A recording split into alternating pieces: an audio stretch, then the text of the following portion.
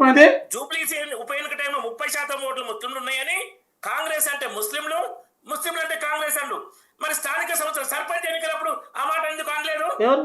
ఏ సభ పోతే వాళ్ళ సభలో మాట్లాడుతూ వస్తుంది. చీరలు ఇచ్చింది కదా సార్ గ్రామ పంచాయతీ ఎక్కడికి పోతే అక్కడ ఆ సందర్భాన్ని బట్టి మాట్లాడుతున్నారు తప్పితే దాంట్లో ఎక్కడ కూడా నీతి నిజాయితీ ఇవన్నీ రెడ్ల మీటింగ్ వస్తే రెడ్ల గురించి పొగడాలి, రెడ్డి మీటింగ్ వచ్చి మాదిరి గురించి మాట్లాడాలా? ఏం మాట్లాడాలి? రెడ్డి సంక్షేమ సంఘం మీటింగ్ రామన్న రాముడు రెడ్డి సంక్షేమ సంఘం పెట్టినావు, ఏదో 6 వయసు సంక్షేమ సంఘం పెట్టినావు. నేను వచ్చిన గెస్ట్ వచ్చిన 6 వయసులు మంచోడు కాదు, మా మాదిగోళ్ళు మా మాలోళ్ళు గొప్పలు అంటే బాగుంటది తంతర పట్టుకొని. అది కాదండి, అన్ని వర్గాలు బాగుండాలి. ముస్లిం ఒక్కటే కాదు, మీకు కనిపించేది ముస్లిమ్స్, మీకు కనిపించేది పాకిస్తాన్, మీకు కనిపించేది ఎంఐఎం కనిపిస్తుంది. కానీ మా జాతీయ పార్టీకి, మా లౌకిక పార్టీకి అందరూ కనిపిస్తారు, అందరూ కనిపిస్తారండి. అది గమనించాలి మీరు, అది మీరు గమనించాలి పెద్దలు. మీరు దోస్తులు ఎంఐఎం బీహార్ లో ఎంఐఎం వాళ్ళని మీరు గెలిచారు, ఎంఐఎం దయా మీరిద్దరు బాబామర్దులు. మీరు అయ్యా బీజేపీ ఎంఐఎం బాబామర్దులు. సర్పంచ్ ఎలక్షన్స్ ఒక నిమిషం రామిరెడ్డి. సరే గౌతమ్ గారు, ఫైనల్ గా మీరేం చెప్పదలుచుకున్నారు? సరే 2 ఫేజ్లు అయిపోయినాయి, 3వ ఫేజ్ రిజల్ట్ ఎలా ఉండబోతుంది అనుకుంటున్నారు? మేడం 2 ఫేజులలో కూడా బీఆర్ఎస్ పార్టీ గణనీయమైన స్థానాల్ని సంపాదించింది. అంటే మేము మొదటి నుంచి చెప్తున్నాము, అంటే ప్రజల్లో తీవ్రమైన వ్యతిరేకత ఉంది. ఈ వ్యతిరేకత కారణంగా ప్రభుత్వానికి వ్యతిరేక ఓటు పడుతుంది, అది బీఆర్ఎస్కి అనుకూలమైన ఓటు అవుతుంది అని చెప్పేసి మేము మొదటి నుంచి చెప్తున్నాము. అదే మాట మేము ఇప్పటికీ కూడా చెప్తున్నాము. వాళ్లకు మాకు మీరు చూడండి, 1152 ఇండిపెండెంట్లు తీసుకుంటే ఈ 2 దఫాలలో, అదేవిధంగా కాంగ్రెస్ పార్టీ మొత్తంగా 3942 తీసుకుంటే మేము 2530 తీసుకున్నాం. అంటే యాజ్ ఇట్ ఈస్గా ఇప్పుడు వచ్చిన లెక్కల ప్రకారం దీంట్లో మహా అంటే మాకు వాళ్ళకి తేడా ఎంత ఉందంటే 1410. యాక్చువల్గా ఈ తేడా ఇంత ఉండొద్దు, డ్రాస్టిక్గా ఉండాలి చేంజ్. అంటే ఎందుకంటే అధికారంలో ఉన్నారు కాబట్టి చాలా మంచి పనులు చేస్తున్నాం అని చెప్పేసి అనుకుంటే కనుక, ఇప్పుడు సార్ ఒక ఉదాహరణ చెప్పారు, గతంలో 100% ఒక దగ్గర అట్లా ఉండాలి, 100 లేదా 90 ఉండాలి, లేదా 85 ఉండాలి. అట్ ద సేమ్ టైం మీరన్న అంత వ్యతిరేకత ఉంటే అది కూడా డ్రాస్టిక్ చేంజ్ ఉండాలి. నేను అదే చెప్తున్నాను మేడం, అదే డ్రాస్టిక్ చేంజ్ లో అసలు మేము జీరో కదా మేడం, మీరు జీరో కదా. అసలు బీఆర్ఎస్ పార్టీ మూలాలు లేవు, చచ్చిపోయింది అని కదా మాట్లాడింది. మాట్లాడింది ఏంటి, వీళ్ళు మాట్లాడింది ఏంటి? తెలంగాణ రాష్ట్రంలో మొత్తం లేదనే కదా వాళ్ళు మాట్లాడింది. 8 పార్లమెంట్లు, వాళ్ళకి 8 పార్లమెంట్లు ఇచ్చారు, ఇక జీరో లేదు, అయిపోయింది, పని మూసిపోయింది. ఈ రోజు ఏంటి, ఈ రోజు బీఆర్ఎస్ పార్టీ ఉంది, ధీటుగా ఇచ్చింది బీఆర్ఎస్ పార్టీ.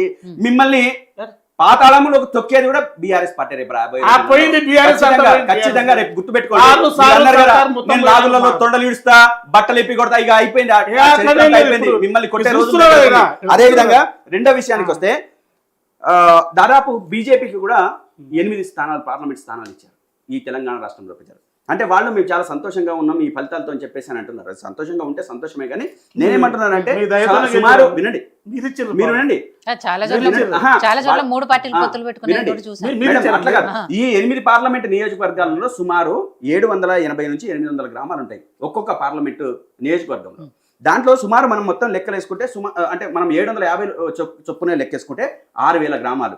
6000 గ్రామాలలో వీళ్ళ ప్రభావం, ఎందుకంటే 8 మంది ఎంపీలు కాబట్టి 6000 గ్రామాలలో వీళ్ళకి వచ్చింది 451. ఇక దీంట్లో సంతృప్తిగా ఉంటే ఉండని, మేమేమి చెప్పదలుచుకోలేదు, దాన్ని నేను మాట్లాడదలుచుకోలేదు, వదిలిపెట్టేసండి. ఇక ఇదే కాంగ్రెస్ పార్టీ ఈరోజు మేము అట్లా చేసినాము ఇట్లా చేసినాము అని చెప్పేసి మాట్లాడుతున్నారు కదా. ఖచ్చితంగా మేము ఏం మాట్లాడుతున్నాము, కాంగ్రెస్ పార్టీ సర్పంచ్ అభ్యర్థి రాజీనామా చేసి ఓడిపోయిన సందర్భంలో నిన్న ఏడ్చుకుంటూ ఉంటాయి కాంగ్రెస్ పార్టీకి, గెలుపు ఓటములకు ఉంటాయి కాంగ్రెస్ పార్టీకి. అంటే ఇంత దారుణమైన పరిస్థితులు ఉన్నాయి కాంగ్రెస్ పార్టీలో. పెళ్లి విక్కుతాయి, ఇంకా కొంచెం ఆగండి, కొంచెం. అరే అధికారంపై మీది ఉంటే మీరేమన్నా అధికారంలో మేము తీస్తున్నాం, పొడుస్తున్నాం, ఇక చాకు రెడీగా పొడుస్తాం అని చెప్పేసి అన్నారు కదా, రెడీగా ఉందని చెప్పేసి అన్నారు కదా. మీరు దాంట్లో ఆగండి మేము మాట్లాడుతున్నప్పుడు మీరు ఎందుకు వస్తున్నారు చెప్పండి. మీరు ఎందుకు, నేను విషయాన్ని వివరిస్తున్నా, మీరు రాసుకోండి, మీరు మాట్లాడండి, రాసుకోండి, ఏం మాట్లాడతారో రాసుకోండి.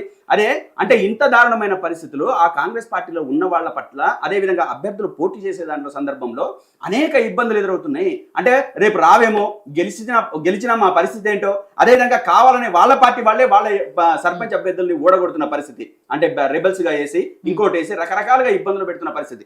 ఇవన్నీ కూడా రేపు జనరల్ ఎలక్షన్ లో తప్పనిసరిగా రిజల్ట్ చూపిస్తాయి. మా పార్టీ ఒక బ్రహ్మాండమైన ఒక ప్రభంజనాన్ని సృష్టించబోతుంది.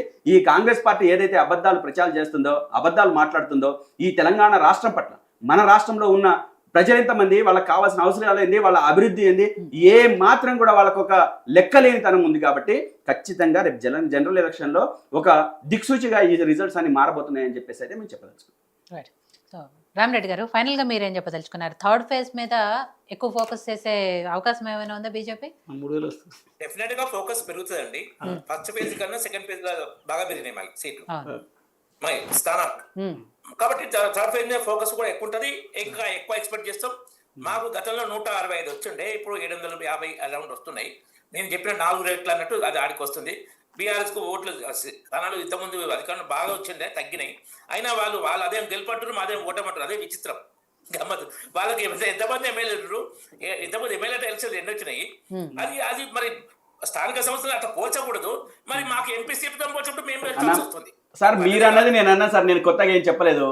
మీకున్న గ్రామాలు ఎంతే అని చెప్పిన, అంటే నేను నాది పోల్చ, మీరు చెప్పిన దానికి సంతృప్తిగా ఉన్నారంటే, వచ్చిన రిజల్ట్ తో మీరు సాటిస్ఫాక్షన్ గా ఉన్నారు అంటే ఆయన లెక్క 6000 గ్రామాలు ఉన్నాయి, మీకు వచ్చినాయి అట్లా తక్కువ ఉన్నాయి అని చెప్పి అంటున్నారు. అంటే సంతోషంగా ఉండాలి అన్నట్టు చెప్పిండ్రు.